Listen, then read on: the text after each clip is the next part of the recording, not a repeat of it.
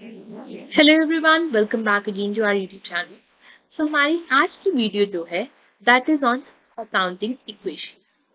सो आज की video specifically उन स्टूडेंट्स के लिए है जो अभी जैसे रिसेंटली क्लास 11th में गए हैं या they are new to account. So उनके लिए I try to make this easy way to understand इस टॉपिक को। तो आज हम डिस्कस करेंगे पर्टिकुलरली तीन चीजें इस वीडियो में। First thing is the concept of this accounting equation. Secondly, we'll discuss some rules जिन्हें आप ध्यान में रखना होता है जब आप क्वेश्चन सॉल्व करते हैं अकाउंटिंग क्वेश्चन के। And thirdly, we'll take some examples numerical point of view से भी हम इसे देखेंगे। नेक्स्ट पार्ट में then we'll try some difficult examples, थोड़ी कॉम्प्लेक्स एग्जाम्पल सॉल्व करेंगे। So, चलिए स्टार्ट करते हैं आज की video. The very first thing we have is accounting question है। अकाउंटिंग इक्वेशन में पर्टिकुलरली हमारे पास तीन चीजें इन्वॉल्व होती हैं particularly. First thing is your asset.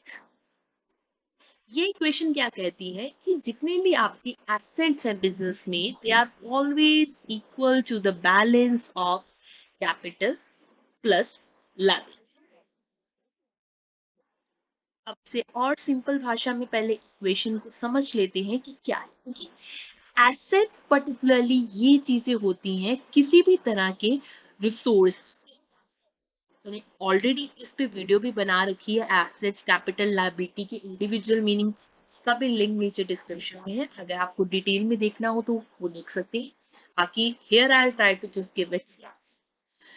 Economic जिसकी कोई भी वैल्यू हो, एसेट क्या है? वो चीजें जिनकी हमें फ्यूचर में कोई भी जिनसे हमें इकोनॉमिक बेनिफिट मिल सकता है, वो हमारे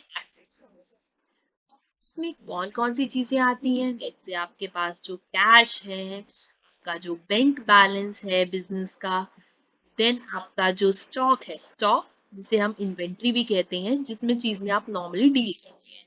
लेट्स से मेरा बिजनेस है पेन बनाने का, सो पेन्स मेरी इन्वेंट्री में आती है। मेरा बिजनेस है गारमेंट मैन्युफैक्चर करने का, तो गारमेंट मेरी इन्वेंट्री है। वो चीज है हमारा स्टॉक। देन आपकी जो भी मशीनरी है, अगर आपके पास कोई व्हीकल है, कोई और एसेट है आपके पास, किसी भी तरह का फर्नीचर है, तो दीज ऑल थिंग्स आर। एक फर्दर जो मतलब इस चैप्टर के बेस पे जैसे क्वेश्चंस भी होते हैं, दैट इज अ डेट।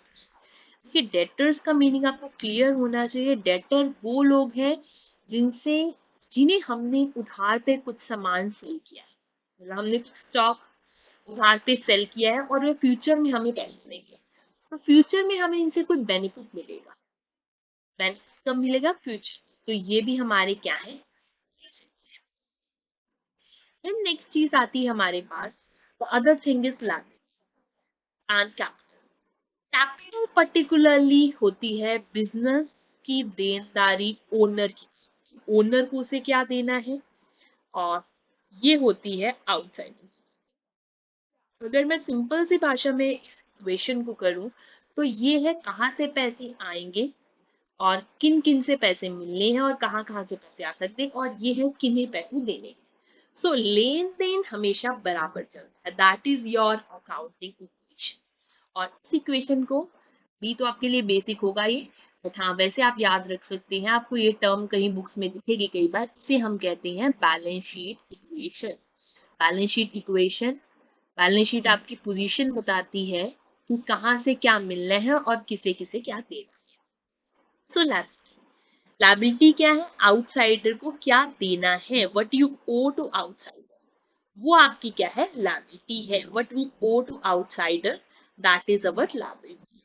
अब उसमें हो सकता है किसी को कुछ पैसे देने हैं, लेट्स से स्टाफ को सैलरी देनी है, वो पेंडिंग है। किसी को रेंट देना है, वो पेंडिंग है। जो भी चीजें हमारी आउटस्टैंडिंग है, जो भी हमारी देनी है, देन हो सकता है ये जब हम स्टॉक परचेज कर रहे हैं या इन्वेंट्री खरीद रहे हैं, हम उधार के साथ, अगर किसी को हमें पैसे देने होते हैं, वो पर्सन होता है हमारा क्रेडिटर, जिससे आज तो हमने कुछ क्रेडिट ले लिया, कुछ लोन ले लिया, अब फ्यूचर में उसे हमें रीपे करना है। सब क्रेडिटर भी हमारी लायबिलिटी है। और अगर कोई लोन है, हमने बैंक से लोन लिया है या किसी और पर्सन से लोन लिया है, तो वी मैन क्या है, लायबिलिटी। देन आता है कैपिटल। कैपिटल क्या है, जो भी ओनर ने पैसे दिए हैं, तो जो भी कैपिटल ओनर ने दिया है वो हमारा क्या है, कैपिटल पार्ट। अगर मैं कुछ रूल की बात करूं तो यहीं पे हम एक रूल बेसिक को डिस्कस कर लेते हैं। दो रूल्स जो बेसिक है हमारे।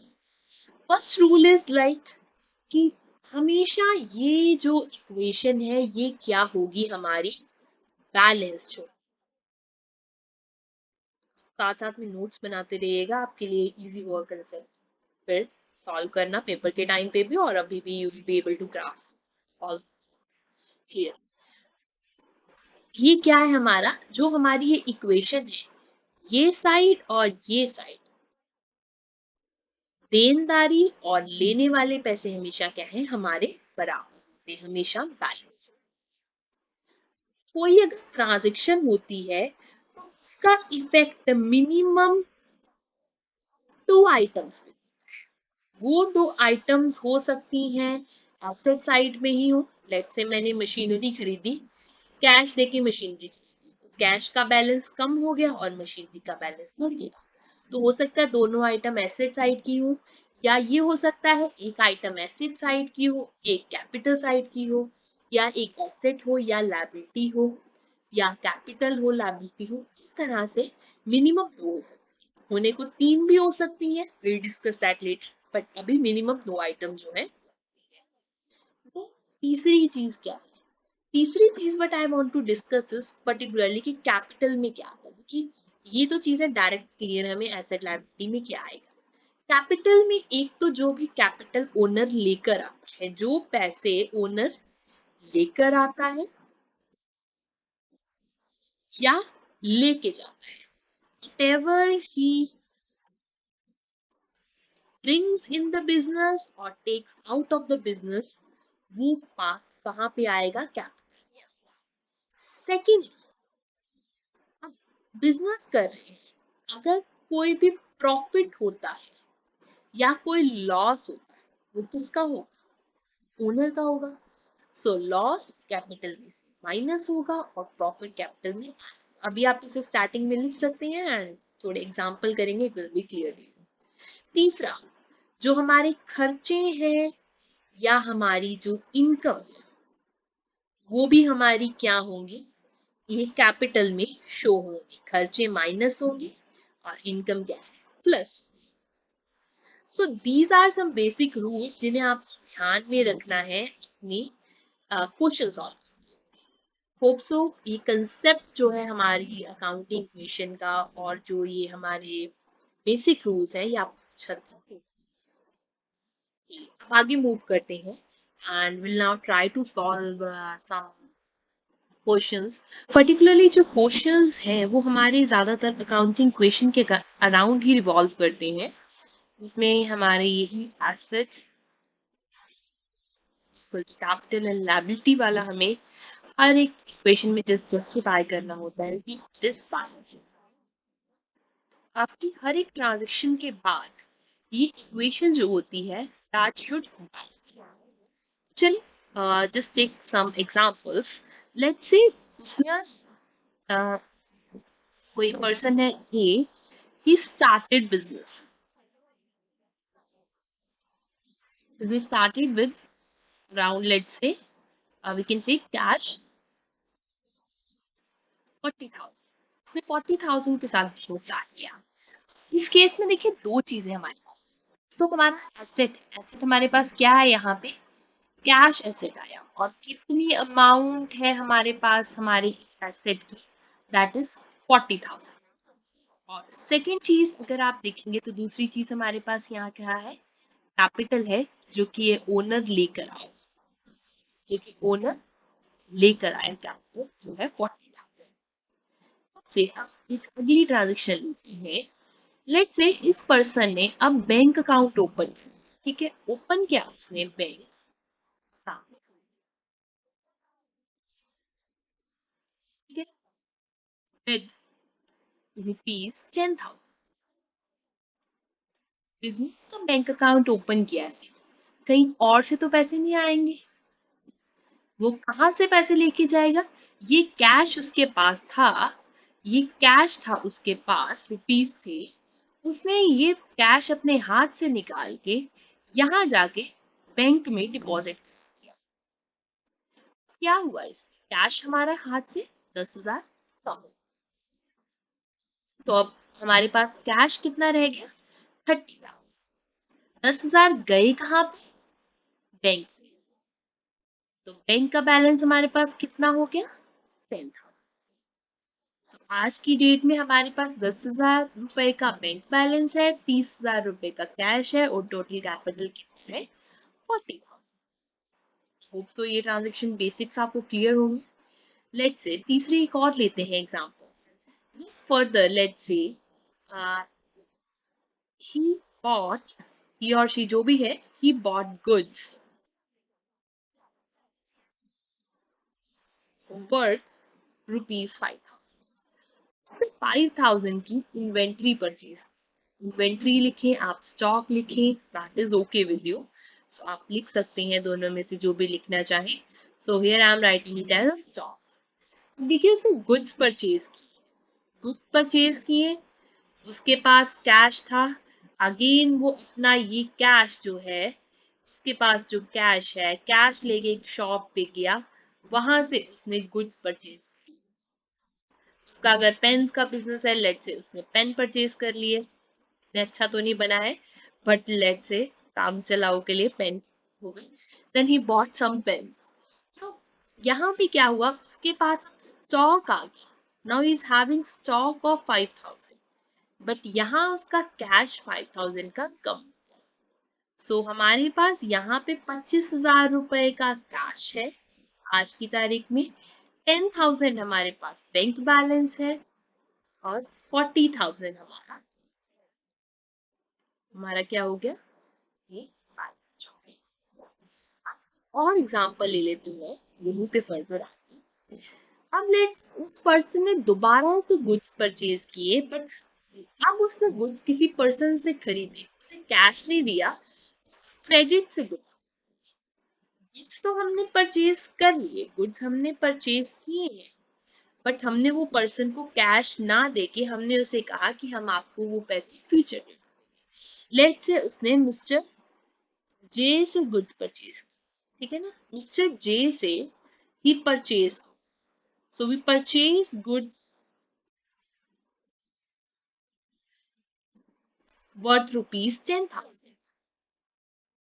अब वो पर्सन के गोडाउन में तो 10,000 रुपीज के गुड्स आ गए, मतलब आज की तारीख में स्टॉक और 10,000 का आ गया, स्टॉक तो हो गया 15,000। पर उसने अपने हाथ से कोई कैश नहीं दिया, बैलेंस बैंक का भी वही रहा कि ना बैंक से पैसे दिए, ना उसने कोई कैश पे किया। तो अब पैसे गए कहाँ? पैसे तो गए ही नहीं। अब यहाँ पे क्रिएट हुई हमारी लायबिलिटी, जो कि लायबिलिटी क्रिएट हुई है टुवर्ड मिस्टर जे। आप मिस्टर जे लिखना चाहे मिस्टर जे लिख दें, I am writing as a creditor. Creditor में सभी लोग आ जाएंगे जिन्हें हमें पैसे देने हैं। यहाँ पे यहाँ पे क्रेडिटर है। Then let's take further next transaction. हमने बिजनेस ओपन किया, बिजनेस चल रहा है, हमने कोई एम्प्लॉयज भी रखे होंगे, लेट्स उन्हें सैलरी दी, सैलरी ₹5,000 पेड किया। यहाँ पे सैलरी क्या है? सैलरी हमारा खर्चा, और हमारा खर्चा क्या होगा हमारे कैपिटल में से, और खर्चा माइनस कर दिया, 35,000 हमारे पास है हमारा कैपिटल, और यहाँ से हमारा कैश भी गया 5,000। तो 20,000 का हमारे पास रह गया हमारा कैश। तो 20,000 का हमारे पास हमारा हो गया कैश, 10,000 का हमारे पास है हमारा बैंक बैलेंस, 15,000 है हमारा स्टॉक, 35,000 ये, और 10,000 है हमारा ट्रेड। अगर अब आप इस इक्वेशन को देखेंगे, इट इज 20, 30, 45 और यहाँ पे भी 40। So this is your equation is balance. चलिए अब और एग्जांपल्स लेते हैं। Let's do some other example. I hope so ये बेसिक पॉइंट्स क्लियर होंगे आप। अब लेट्स से पिछले केसेस में हमने किया था कि हमने गुड्स परचेज किए, कैश पे भी किए और ट्रेड पे। नेक्स्ट हम करते हैं, let's say we take transaction when we are selling. So now sold goods of worth ru- rupees 5,000, 5,000 के गुड्स। सो हमारी इन्वेंट्री या हमारा जो स्टॉक है ये हमारा कितनी अमाउंट से कम होगा? 5,000। आपकी शॉप पे कस्टमर आया, उसने आपके गुड्स आपसे खरीदे, आपके पेन आपसे खरीदे और उसके बदले में आपको क्या दिया? उसने कैश दिया। तो हमारा यहाँ पे बैलेंस क्या है? कैश का बढ़ जाएगा विद। आफ्टर दिस केस हमारे पास जो हमारी अकाउंटिंग इक्वेशन होगी वो होगी इस तरह। आज की तारीख में हमारे पास कैश है 10,000, बैंक बैलेंस 10,000, स्टॉक 10,000 का है, कैपिटल 10,000, क्रेडिटर की बैलेंस है 10,000। लेट्स से नाउ क्रेडिटर को हमने पैसे दिए, लेट्स से मिस्टर जे को हमने पैसे दिए थे। Now we have repaid rupees 8,000 to mister J. हमने मिस्टर जे को 5,000 रुपए दिए। क्रेडिटर कितने से कम हो गया? वहीं पे हमारा कैश कि हमने पे किया है वो भी कितने से कम हो गया? 8,000। तो मिस्टर जे को हमें कितने रुपीस देने रह गए हैं? 2,000। हमारे कैपिटल में कोई चेंज नहीं आया, 35,000। हमारा स्टॉक हमारे पास 10,000 का, बैंक बैलेंस भी है 10,000, बट हमारा यहाँ पे बैलेंस जो है वो रह गया हमारे पास 17,000 का बैलेंस। और अगर आप देखेंगे ये 37,000 बन रहा है, 37,000। So the equation is balance. Now let's see, पहले हमने किया था सैलरी। लेट्स अब करते हैं, ये आई गेस अब आपको ये वाला पॉइंट क्लियर होगा। That is let's say electricity bill rupees 1,000 paid. अगर 1,000 का इलेक्ट्रिसिटी बिल है, कैश 1,000 कम हो जाएगा और कैपिटल ये खर्चा है तो कैपिटल से भी 1,000। राइट, ये हम कर देते हैं थ्रू चेक। चेक के थ्रू पेमेंट की है हमने इलेक्ट्रिसिटी बिल, तो कैपिटल तो 1,000 कम हुआ क्योंकि ये हमारा क्या है? एक्सपेंस है। सेम वे से अब कैश ना कम होके बैंक से 1,000 रुपीज जाएंगे, आएगा हमारे पास।